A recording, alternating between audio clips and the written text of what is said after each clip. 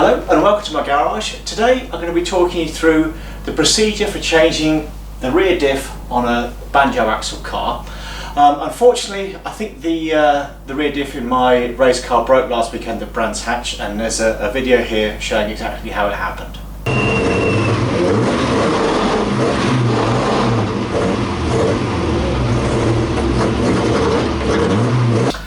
I should point out at this point, the Banjo axle was only in the early cars, and this dates sort of the 62 to 66, 67 cars. The later cars had the Salisbury diff or the tube type differential and axle. The two aren't interchangeable, and if you have that Salisbury type differential, unfortunately this video won't be very helpful to you. The refill and draining procedure is the same on both axles, so that might be slightly interesting for you. But let me sort of run through now the procedure for you. And the first part for me is going to be to get the whole car up on axle stands, and then we can get the rear wheels off and those rear drums off. So you bear with me a minute. I'll just get the car fully jacked up. I'm going to jack up the front as well for this tutorial. I mean, it helps with the filming, and also when you come to refill this axle, you do need to make sure it's on the level. So let's get started and get the car right up into the air. Okay, so we've got the car up on its stands. Now I've got one at the front there that's sort of under the chassis rail. I like to put the rear one just on the top of the leaf, well, just underneath the leaf spring there. Before you get under the car, it's always nice to give it a good shake to check that nothing's moving. And also before you jack it up, always sort of loosen the wheel nuts just a touch to make getting the wheels off a bit easier. So I'm going to go ahead now and take the wheels off on both sides, but I'm going to sort of work on this side because there's just a bit more access in the garage. Although in reality the job is sort of the same on either side. So let's get started and get the wheel removed.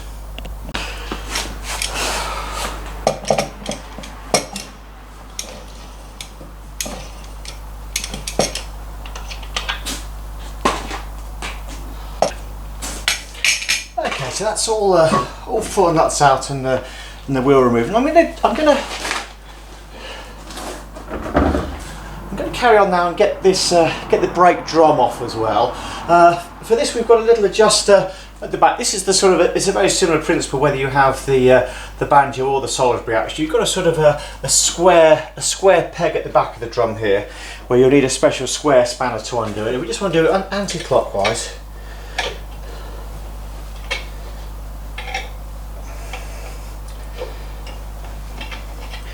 Just for the sake of ease, I'm going to sort of undo it most of the way out. It won't sort of come out of the hole. But that's the square peg that we're turning there.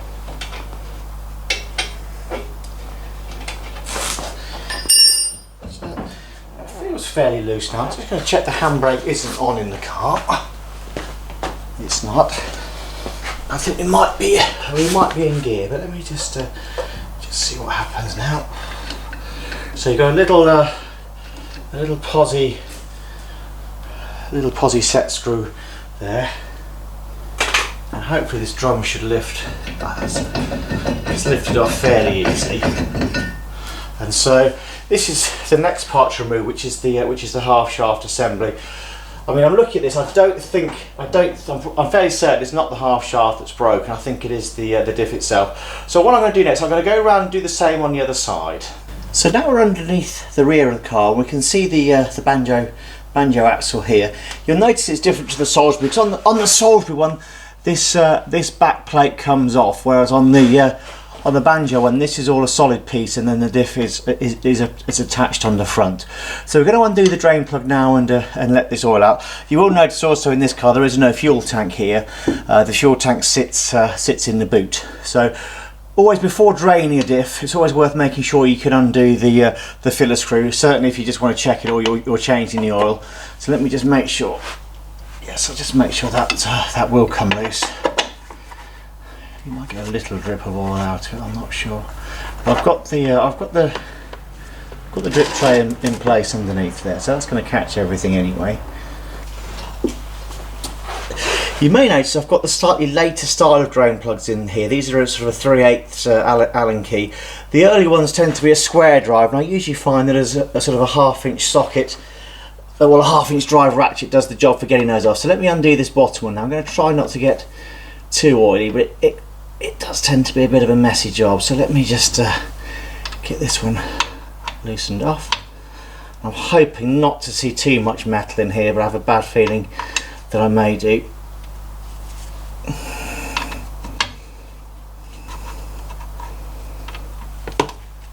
There we go. So I'll let that all drain down. I can't see any solid lumps in there yet, so I'm not quite sure how the diff has failed. I was wondering whether like one of the cogs had broken, but we shall see. So we'll be taking this all apart anyway. I'll just let all this gently drain down now, and we can take a look at the half shafts on the end of the axle. So to remove the half shaft, we've just got a single posi drive screw in here. We've got a drip tray underneath just to catch any more oil. Even though the diff is draining, I do find you tend to get a bit of sort of oil residue just in the end here. So just protect the garage floor. Also, before we remove this, we need to make sure we've got another gasket and sort of there's a big rubber O-ring that goes in here as well. And often that gasket spoils when you take it out, so do make sure you've got a replacement before you remove these. So let's just get this screw out.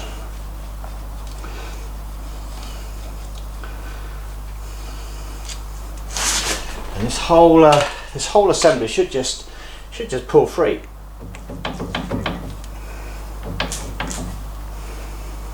There we go. I'll just let that drip a minute. And also with these, when you do remove them, make sure you keep a note as to which side is which. I sort of draw a little arrow on these, so I know that this is the one that's going sort of anti-clockwise as I'm facing it, and the other one will be going clockwise. You may have noticed these half shafts are a bit different to the ones in yours car. These are a competition half shaft in EN241 steel. I had these from Peter May Engineering. Bought them about 10 years ago, and they've actually held up really well. So I've been very pleased with this. I do hear of people breaking half shafts fairly regularly.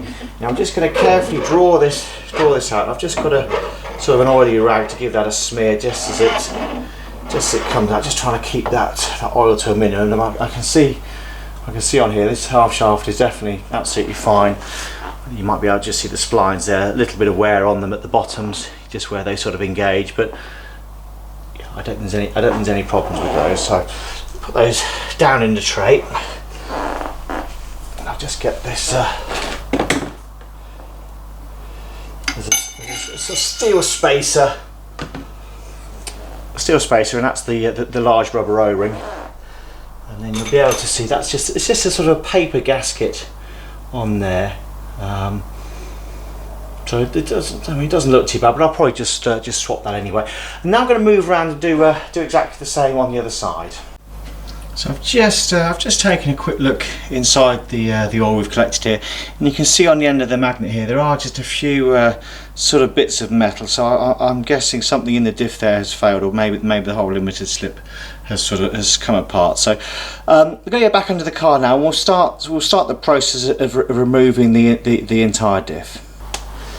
Okay, so we're back under the car here, and now we've got to take off these 5/16 nuts and bolts that go through the prop shaft to the top of the differential here. So these are very straightforward. So it's a half inch spanner either side, and then we can just hopefully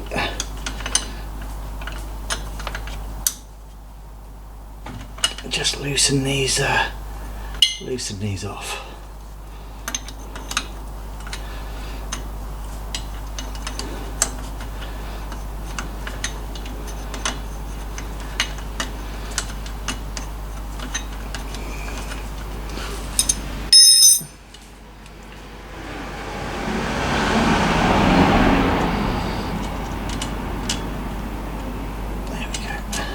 We can draw the bolt all the way out.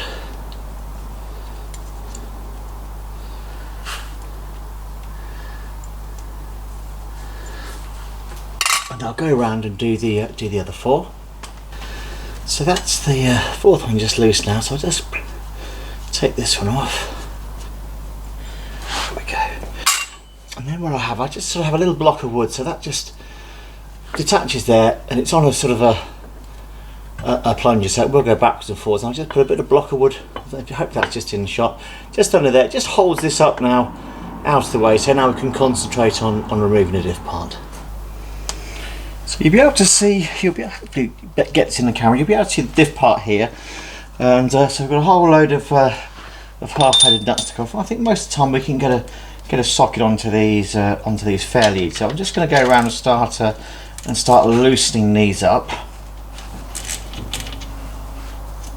And these do have a spring washer on them as well, so it's important to take that spring washer off with the nut when we remove it. So I'm going to go around now and get I think it's all about 10 of these loosened up.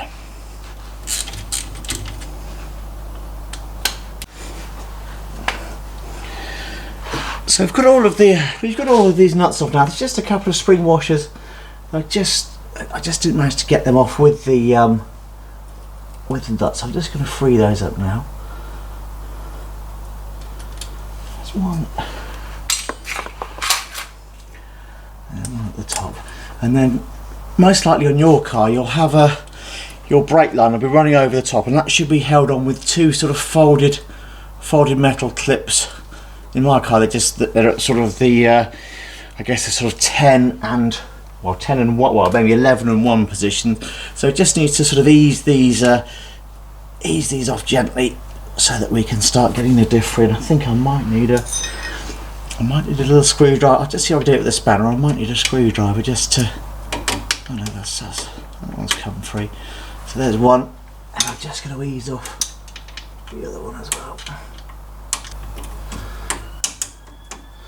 There we go. So I've just got one more check round. So there's no spring washers. So in theory this diff should come away. So I'm just going to lift up that prop just a little bit more to get it sort of right. That's better. So it's right out the way. I don't want the two sort of clashing. I've got just a bit of rubber matting on the floor beside me. So we're just going to see if I can lift this. It can be a bit on the stiff side. But let me just see if it'll come free or not. And that does seem exceptionally tight.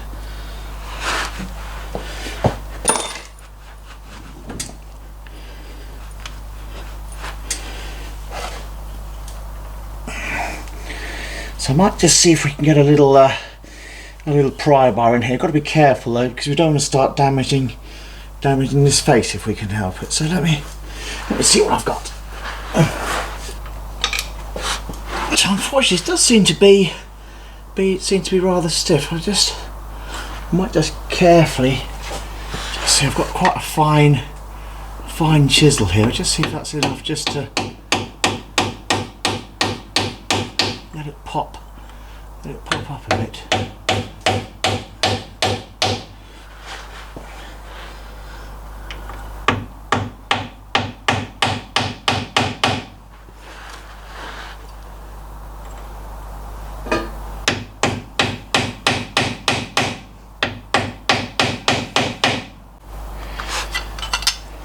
So it looks like it's come free a little bit at the bottom, but it still seems quite well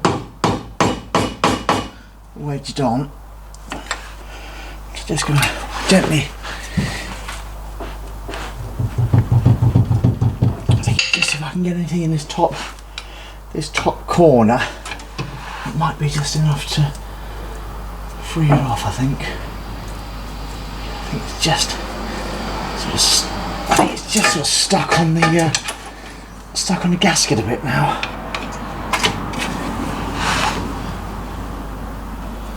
It definitely just wants to come free.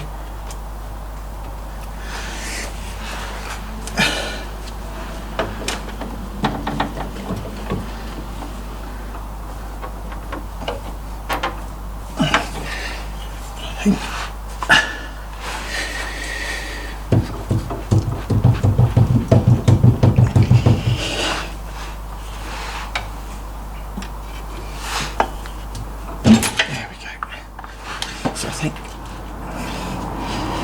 one side's definitely popped out. Let me see if I can just free this off. I'll have to just give this a bit of a clean up when I finish, and a bit of a repaint just where the paint's come off the axle. So let's just see if we can lever that. There we go. So let's see. There we go.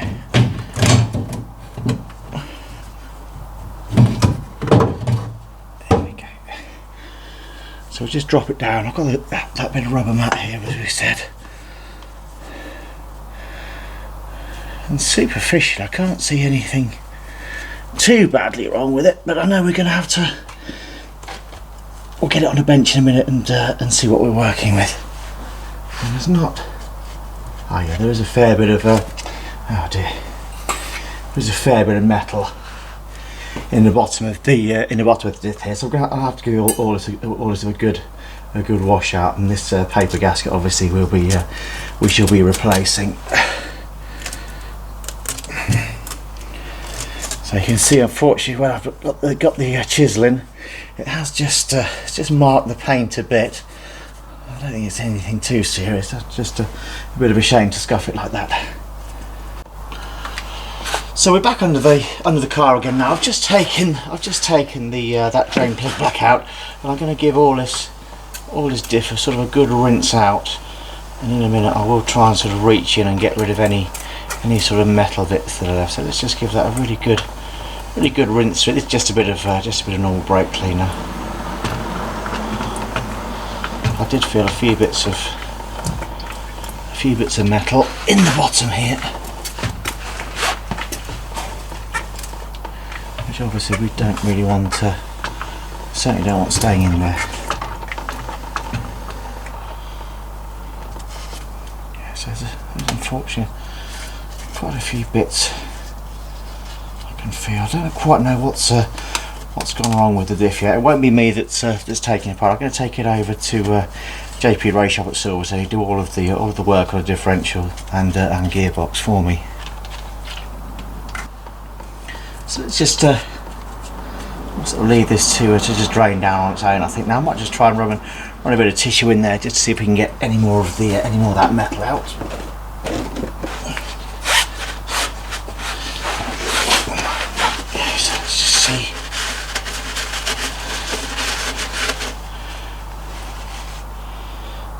Definitely sort of a few little shards and bits and pieces.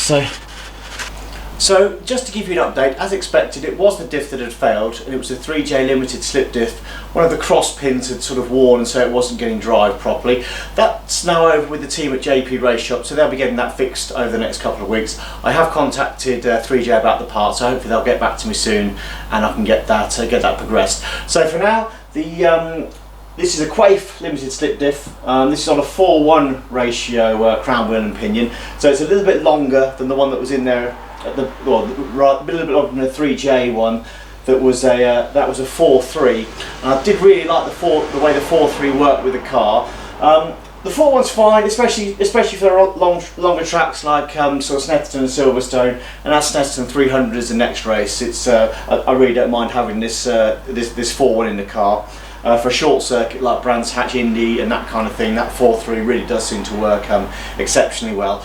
So what I'm going to do now is I'm going to get back under the car and give that all a sort of a good clean up, get all that ready for the to put the new diff in. And also what I've done is got these are the replacement gaskets. I've just got these sort of soaking a little bit of light oil. I do find these can sort of split quite easily, and that oil does just seem to sort of swell them up a bit, makes them just that little bit easier to fit. So they're just soaking away. Always worth, especially if you're sort of racing and that kind of thing with a car, always well worth having several of these gaskets in stock, because they are very useful. It's very, very hard to get these off in one piece without damaging them. So it's always good to have a good supply of these in your garage with you. So I'm just going to leave these soaking.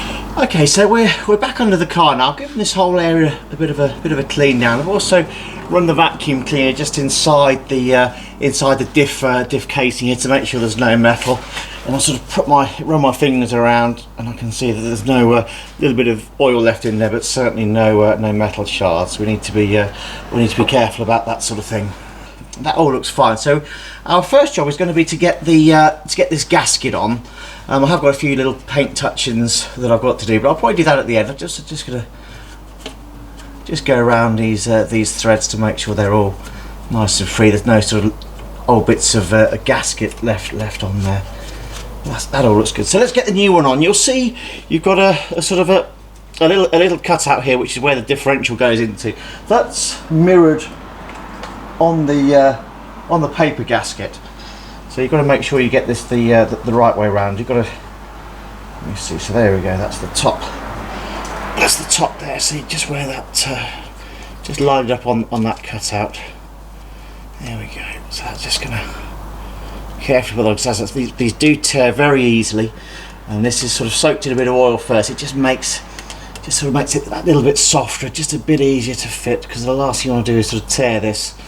And then we're back to sort of square one. Although in fairness, I don't find these tend to leak very much anyway. So let's just get that last one hooked. So you've got to be careful. Let's get it a little bit tight on this one. Let's see if I can. Oh, there we go. So just ease these down very gently. There we go. So just sort of carefully work this around. It's well worth taking your time on, because all you've got to do is push one too much and it'll just split that. It'll just split the paper. But this is all hopefully going to work for me. Okay, so we've got a gasket all in place. Just before I fit the diff, I'm just going to paint a little bit of this anti-seize grease onto the threads. There we go. And the whole area does tend to stay fairly oily anyway, but you don't want these sort of seizing into the aluminium diff. There we go. And then fitting the diff, if we look where the crown wheel is, that's our sort of guide as to where we're putting it. And the diff itself is fairly heavy.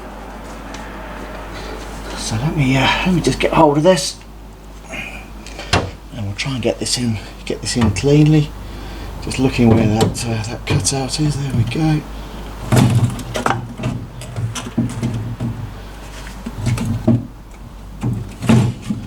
There we go. So that's just on there. We're fine. There we go. There we are.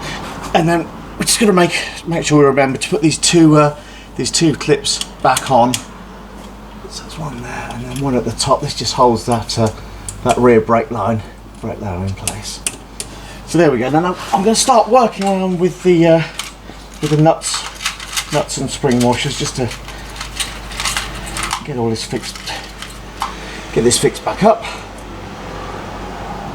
So I'll sort of do, well, probably work across, do one on one side and then one on the other side. So let's get that one in, just to make sure there's absolutely no chance of this falling back out. But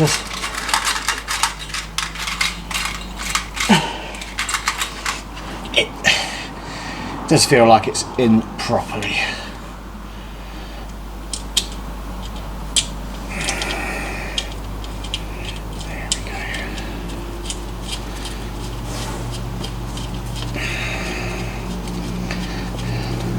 So that's sort of one either side, and I'm going to keep sort of working with opposites. So we'll put, if I get one in at the bottom here.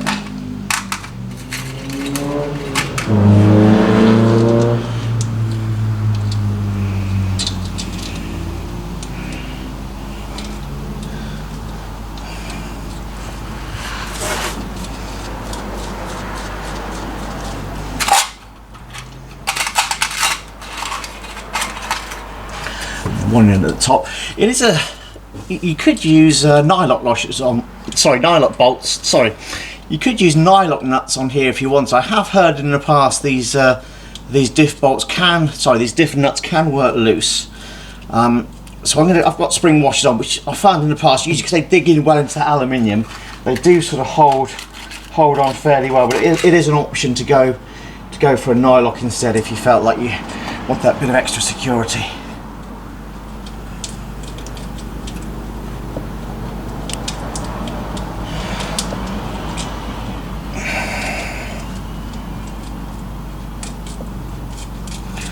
So I'm just going to go around now and get all of these started. Okay, so that's all our nuts started now with the spring washers. So I'm just going to start going around. Start off by hand, just giving these a little tweak up, and then we can start getting the socket on there in a moment. Now I don't have a torque value for these, but I guess we'll be aiming for around sort of 20 foot-pounds, 30 newton meters, something like that. I think the important thing though is to keep sort of going around this, go around a couple of times to make sure that it's sort of pulled it all the way home. So I'm going to start off just with the socket now, just putting these down, and again I'm going to keep doing opposites. The diff is sort of it is well placed, but just to sort of make sure we're not getting it at all twisted. So let me just pull these two in a bit, and you might find that's sort of just taking it a bit further home, so you just be able to finger tighten up a few of the others. There we go. Let's work on the top and bottom.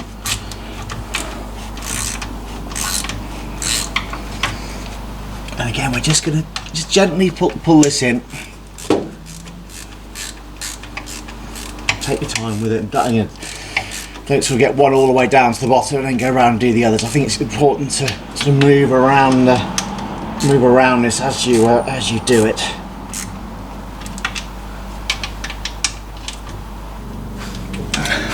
Now with these two at the top here, when we pull them up, just gotta be careful we don't kink this brake line. So I'm just going to try and hold that. Just to hold this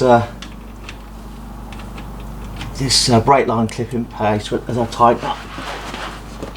There we go, something like that should do. Just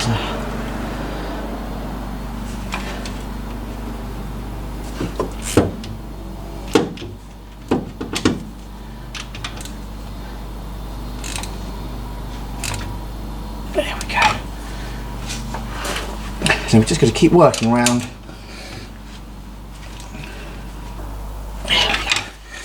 And that's sort of most of them snug down now, so I'm going to go around just pinching each one up.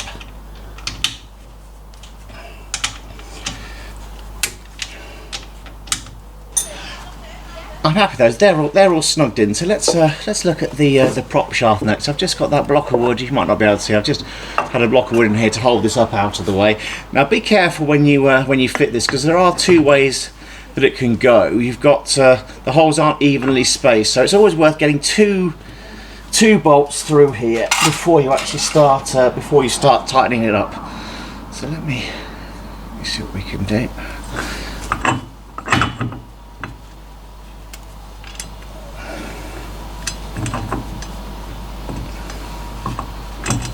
Okay, I think I've just dropped a spring washer. There it is.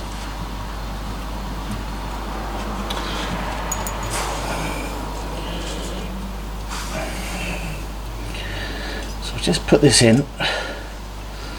I'm not going to tighten it up yet, but I just want to make absolutely certain that we are the right way round.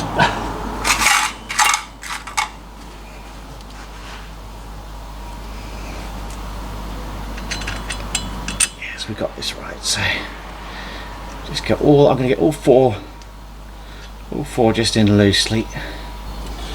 Just going to paint a little bit of aluminium anti-seize on these bolts as they get back in. Okay. So that's number 4 in. So I'm just going to do these up by finger tight first, and then we'll get our spanners on there to give these a bit of a pinch. That's definitely not weird. It's definitely worth wait till you got all 4 in before you actually start tightening them down. So let's get our spanners on here. So just a 1/2 inch there. sure if I'll get a ring on it or not.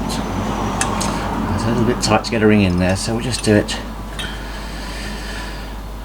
Do it with the open end. If I can even get it on there. There we go.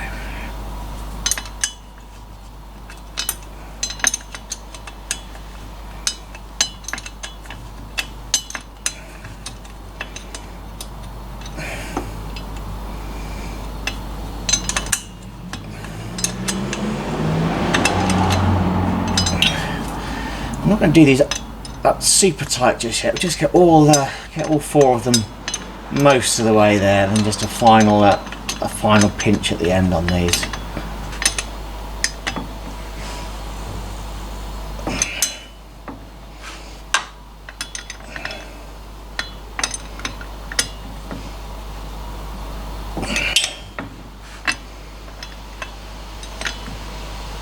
There we go. So that's those back in. I can put the lower drain plugger back in now as well.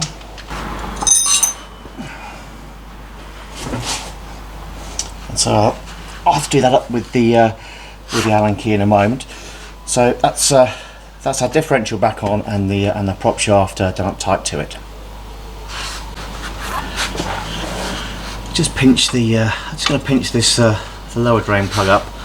Again, I haven't got a torque on these, and they are a tapered thread, so you want to sort of do it firm, but not sort of too much on. I'm just going to do a nice pinch, and just while I'm down here as well, we'll just do a little bit of a paint touch up where this just got scratch taking that diff off. Just a little dab on there, just to hide those paint chips that I made, and hopefully you won't even know I've been here. So working back on the ends of the axle now, I'm going to replace this paper gasket that sits on the bearing. I mean, in fairness, it didn't look too bad, the gasket, but I have got spare, so there didn't seem any harm in swapping it for another one. I can see I've just got a few sort of bits left over here, so I'm just going to get a blade quickly and just trim those off. So just go around this face and just make sure there's nothing of the old gasket left behind.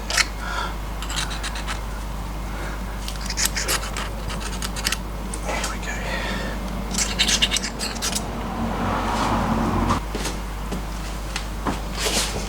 Just give this a quick clean up. Also a good opportunity just to check that this special octagonal nut hasn't come loose on your Banjo axle. I do put a little mark at the 12 o'clock position. It does have a tab washer as well to hold that in, but these do fail on occasions, and that takes the whole bearing and the wheel with it. Now let's before we put the gasket back on, what I like to do is, you see here these holes are sort of eccentrically spaced. What I like to do is if I have the hole that's kind of a single one at the top, and then no hole at all at the bottom, that kind of, you know that you'll get your things on the right way around. So first of all, we've got our gasket. Now this can go on both ways, and obviously if you put it on this way up, you see that hole is going to be incorrect. So just before you fit it, just have a little quick look. You've got a sort of thin gap there, and a thin gap there, then two thicker spaces. So we can put this on that way up, and that should be correct. So as we did with the one under the car there, we just soak this a little bit in some light oil, and then just really gently just kind of maneuver this on. It have a real tendency to split, but we'll try and get it on in one piece if we can. I'm just going to turn this around to make it a little bit easier for you to see what I'm doing. So just really gently, just slowly bring it over those threads. Not the end of the world. If you sort of split the back of it, it would probably still work fine, but it's always nice to try and get it on in one piece if you can. There we are. So that's all the way home now. I'm going to return that the bearing carrier to that sort of 12 o'clock position with a single hole at the top. The next bit we have to fit is the space ring, and I've put a new O-ring on this as well. I mean, the old O-ring did look absolutely fine, but I just thought I did have one in the spares box, so it seemed a nice time to change it. And what I'm going to do with this, I'm just going to put a sort of a smear of grease just on the back of it, And that all this is to do is just to sort of hold this in place before I put the half shaft in. So let me pop that in. That should just sort of sit there. The grease should just be enough to sort of hold it where it is. So we can put our half shaft back in now, and I've got it in the same orientation as that, with a single hole at 12 o'clock. So this should slide back in. And also with these half shafts, we're going to make sure that the same half shaft goes back in the same side it came out of. So just slide that in, and you might feel it sort of engage with the diff in a moment. I can't quite feel it yet. There we go. That spline just pushes in, and at the moment we're just going to fit the single screw here, which is the inside one. I did notice when I took the brake drum off that one of those screws was missing, so I've just put a tiny little smear of thread lock on these just to sort of hold them in place. So that's just, we just put that one on. We leave these two until the brake drum is on. So we've got our brake drum here. I'm just going to give it a quick. Just going to give this drum a quick squirt with some brake cleaner.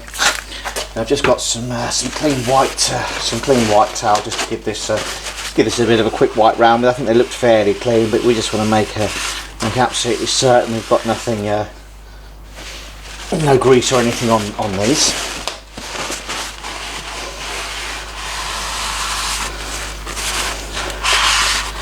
Also a good opportunity just to check the thickness as well. Make sure you've got some metal left on them. So that's the drum now, ready to go back onto the car. What I'll also do is just give these the linings just a very quick squirt, just to make certain there's no grease on them.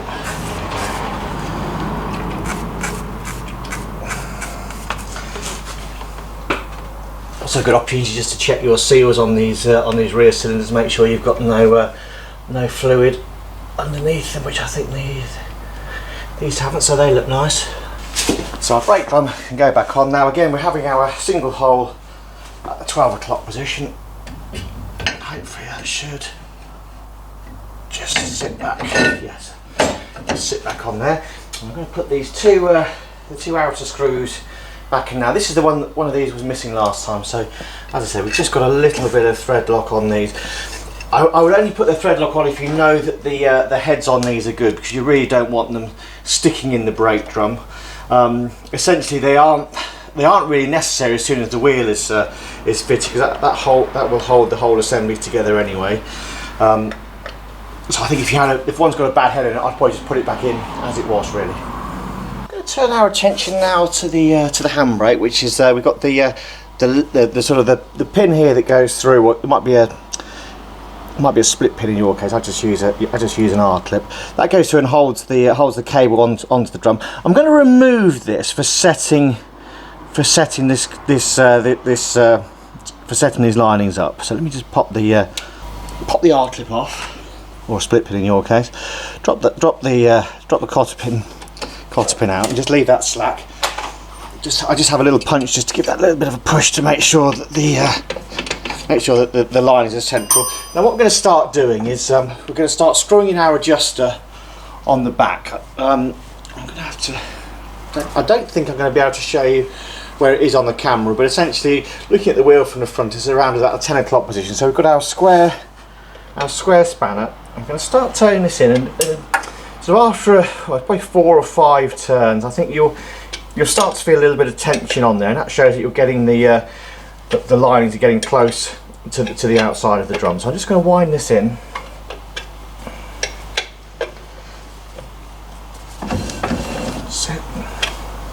And the handbrake setting procedure is the same on both the Banjo axle or the Salisbury axle. So you can use this on either one. And again, I'm just going to give that a pull. And the reason I disconnect the handbrake cable is to make sure that we're just focusing on the handbrake, the operation within the drum itself, not using tension from the cable, which can give you a sort of a false read. So let's keep winding this in. I can feel it getting just a little bit tighter, so I think we're getting close, but still a while off yet. And again, just going to keep just operating operating the brakes to make sure that those the lining stays central. So I think one more is going to lock that off, which it has. So I'm going to come back one and just see how that feels. And I think for a road car I'd probably just knock it back one and leave it at that. But because this sort of car does a bit of track work, I'm going to take it back two clicks. The reason for that, it just sort of as you're racing, you do find that the pedal can sort of pump up a bit. It just gives you a little bit of extra sort of space on these rears once they get hot. So that's now set. I'm happy with that. And so we'll put our handbrake cable back through there. Our cotter pin.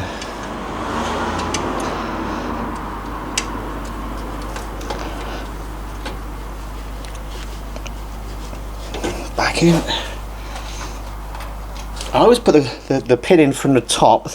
The idea being that if for any reason this R-clip falls out, the pin should hopefully stay in place. So there we go. That's all back together now. So now we're ready to refill the axle. We've got the drain plug back in the bottom. I'm just going to give that a little, just a tiny, that's just to check that's tight. Now the oil I'm using is going to be this Castrol B373, which is sort of specially designed for limited slip differentials in racing cars. I think for a sort of normal work, the normal EP90 will be absolutely fine. It's one I always used to run in my sort of road MGB. So let me just I'm just going to get a drip tray underneath here.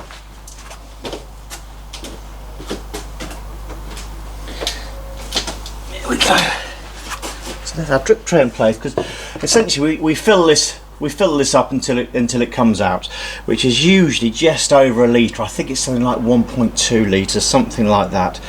One bottle of EP90 is usually not quite enough, and it usually comes in 1 litre bottles. So let's get the first one in. I'm just going to let that flow all the way in.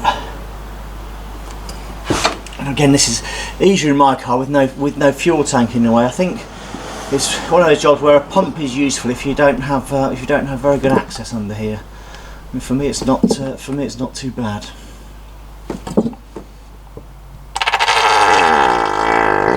Pardon me.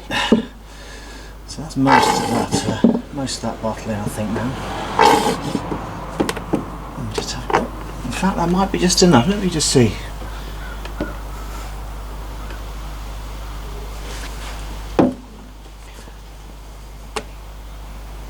I don't know if that was me spilling it or if I'm actually very, very close.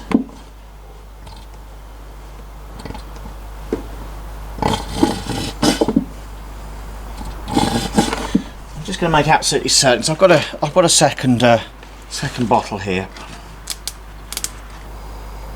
So I don't think I was quite full there. Let me just see. Yes, no, it was taking a bit more.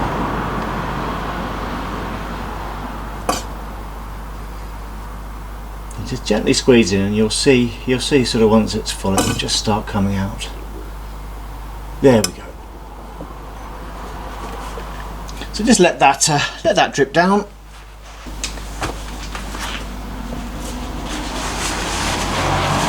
Okay, so I'm just going to give that a really quick wipe off. I might give it a quick spray in a minute. Then I've just got our top cap. And that just screws back in. I don't put any sort of PTFE tape on these or anything.